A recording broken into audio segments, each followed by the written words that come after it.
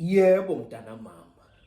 Ngithi angikwazise ukuthi indodakazi yami leyokuqala iyashada.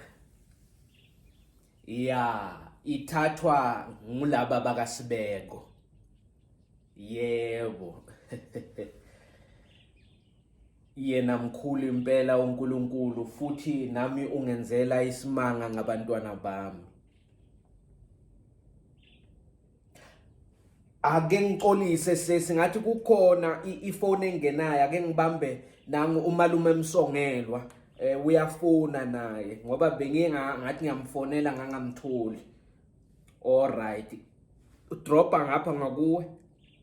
Noma Themba, yidla ukudla kwakho ukucede yazwa uzokhona ukuthi ukhule ufane noNomkhosi ushade. Uma ungacedi ukudla kwakho angeke ushade, angizwa? Ikhona into enishilo Rob.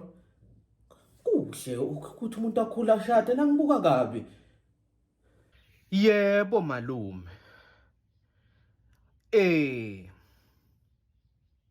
Hayi kuze okubi, bengiza nje nezimnandi. uNomkhosi uyoshada.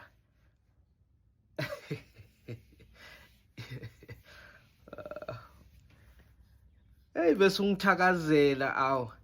Malume bengingasicinisa isandla nokusicinisa kuNomkhosi uma nje ngingakhuluma iqiniso, ungimangazile lo mntwana.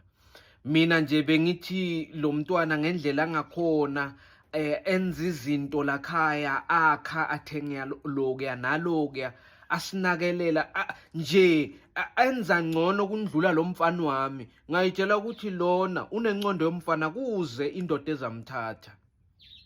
Hayi kanti angibuzanga elangeni.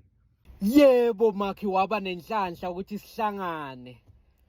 Hayi bengithi nami ngisazawungcongcotha nje kakho ngizokutshela ukuthi indodakazi yami uNomkhosi uyashada. Hawu busiza besihlanganisa i-traditional wedding ne-white wedding ngelanga elilodwa. Ngiyabonga kujabule yena kakhulu ukudlula mina.